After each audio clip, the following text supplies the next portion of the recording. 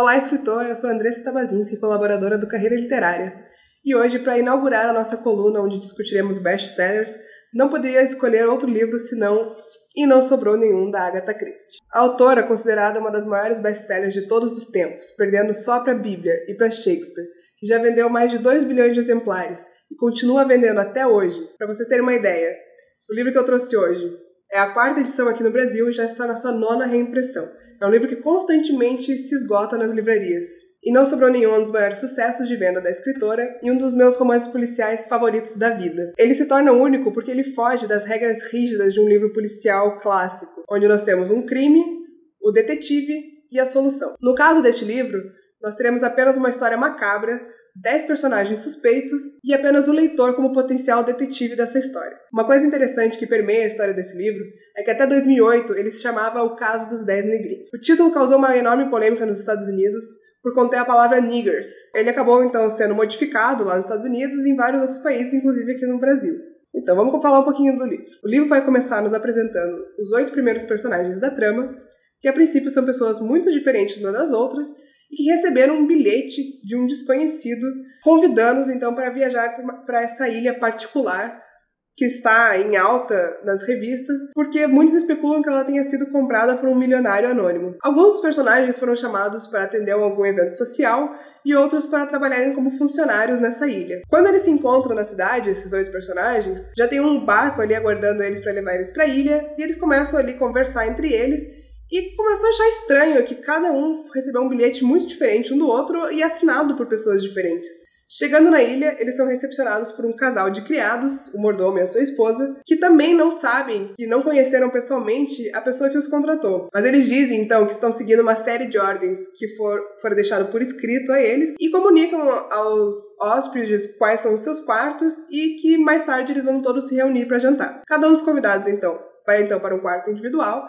E nesses quartos, cada um deles vai encontrar um poema infantil, que a princípio é inocente e bobo, mas depois ao longo da história você vai ver o quanto ele vai ficar macabro. Eu vou ler um trecho para vocês. 10 soldadinhos saem para jantar e a fome os move. Um deles se engasgou e então sobraram 9. 9 soldadinhos acordados até tarde, mas nenhum está afoito. Um deles dormiu demais e então sobraram 8. Os personagens então se arrumam e se juntam para jantar, e acham peculiar que no centro da mesa tem um tabuleiro com 10 soldadinhos de porcelana. Todos eles parecem estar muito à vontade, eles estão curtindo, estão aproveitando muito aquela casa luxuosa, um jantar, um banquete que é servido a eles. E logo então, após a refeição, são convidados para um cafezinho na varanda. Quando eles chegam na varanda, uma voz gravada em um vinil começa então a listar cada um dos convidados, relacionando-os a uma data em que cada um teria cometido um assassinato. Há uma grande comoção entre os convidados. Uns ficam absolutamente ofendidos, negando veementemente qualquer participação em um crime, e outros afirmam que de fato foram relacionados a algum crime no passado, mas que foram devidamente absolvidos de qualquer culpa. Estranhando muito a situação, eles decidem que eles vão embora no dia seguinte, assim que o barco passar. Quando eles voltam a se reunir na sala para entender o que está acontecendo, quem que os chamou, por que eles estão sendo acusados de coisas que eles não cometeram, um dos personagens acaba confessando que de fato assassinou 2 crianças num acidente automobilístico, mas ele não se sentia culpado por isso. Ele ergue então um copo de uísque e faz um brinde a isso. Assim que ele termina de tomar o uísque, ele cai duro no chão. Um dos personagens, que é médico, então vai ali examiná-lo e vai ver que ele foi envenenado. Tudo fica então ainda mais estranho. No dia seguinte, logo após amanhecer, eles descobrem que uma personagem acabou não acordando do seu sono. Também estava morta. Eles ficam ainda mais desesperados com o que está acontecendo. Então, eles vão para a sala discutir o que é que está acontecendo, quem que foi a pessoa que os chamou, por que eles estão sendo vítimas de um jogo macabro, será que todos eles estão correndo risco de vida?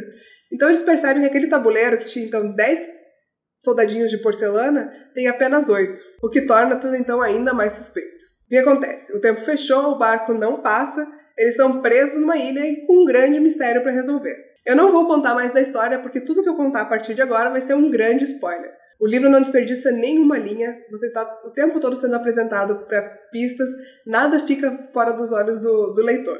Eu sei porque, para fazer esse vídeo, eu fiz uma releitura do livro, eu tinha lido ele há mais de 10 anos, eu já sabia quem que era o culpado, o que ia acontecer.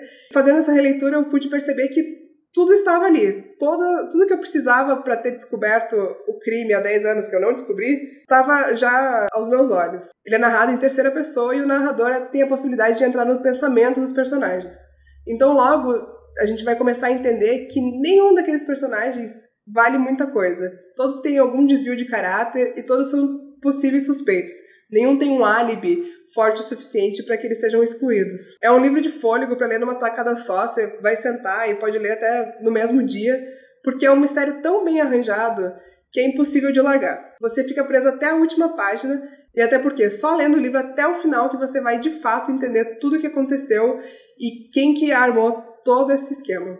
E você, já leu o livro? Concordou com o que eu falei? Deixa aqui embaixo seus comentários. E você, não leu o livro, mas ficou interessado pela história? Recomendo veementemente que você vá ler e volte aqui e deixe seu comentário também.